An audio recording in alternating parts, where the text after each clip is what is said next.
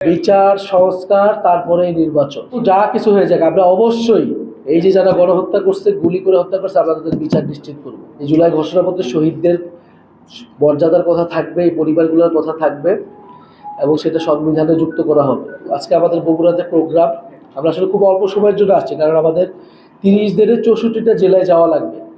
তো আমাদের প্রতিদিন 2টা করে 3টা করে জেলায় যাওয়া লাগে। আজকে আমরা বগুড়া, জয়পুরহাট, রাতে যাবো নওগাঁ। এখানে প্রোগ্রাম শুরু হবে কিছুক্ষণ পরেই।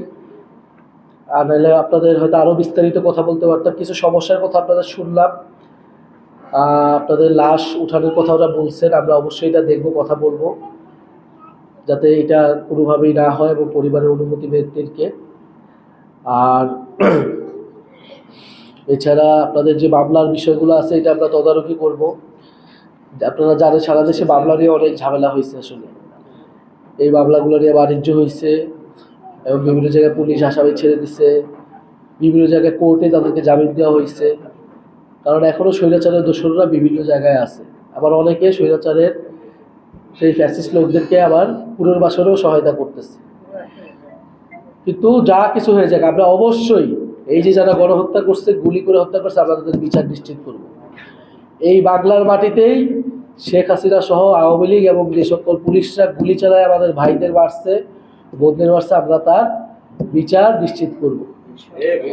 বিচার সংস্কার তারপরে নির্বাচন এবং বিচার বলতেছে তারা হয়তো দেরি হবে, অনেক সময় লাগে, কিন্তু বিচার শুরু করতে হবে, বিচার দৃশ্যমান করতে হবে এবং বিচারের রোডম্যাপ দিতে হবে।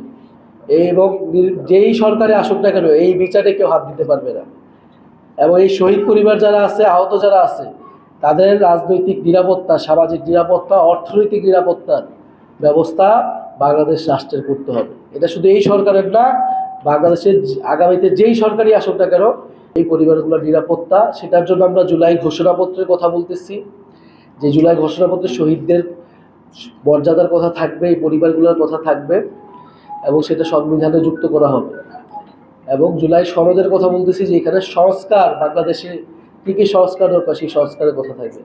আমরা এই 2টা দাবিতে এখন সারা দেশে পদযাত্রা করতেছি। আপনারা আমাদের জন্য দোয়া করবেন, আমরা যাতে সফল হইতে পারি এবং বাংলাদেশের মানুষ যাতে একটা বৈষম্যহীন, যেটার জন্য আমাদের লড়াই, বৈষম্যহীন গণতন্ত্র বাংলাদেশ পায়। শহীদদের স্বপ্ন যাতে,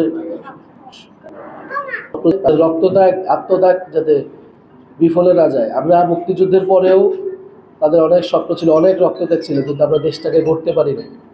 বান্ডেল থাকলে প্রতি সেনমানিতে টাকা বাঁচবে। বিকাশ সেনমানি বান্ডেল কিনে জিতুন প্রতি লেনদেনে।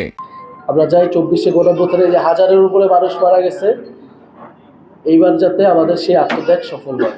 প্রথমে এসে আমাদের যারা আহত ভাই বোনেরা ছিল তাদেরকে উনি চিকিৎসা করছেন, তাদের খোঁজ খবর দিচ্ছেন এবং ওনার কাছে মনে হয়েছে যারা জীবন দিতে পারছে দেশে, তাদের জন্য উনি এই বাংলাদেশেই রাজনীতি করবেন, বাংলাদেশেই থেকে যাবেন। তারপর থেকে উনি আমাদের সাথে আছেন এবং রাজনীতি করতেছেন। শহীদ পরিবার, আহত, ওনাদের সবসময় খোঁজ খবর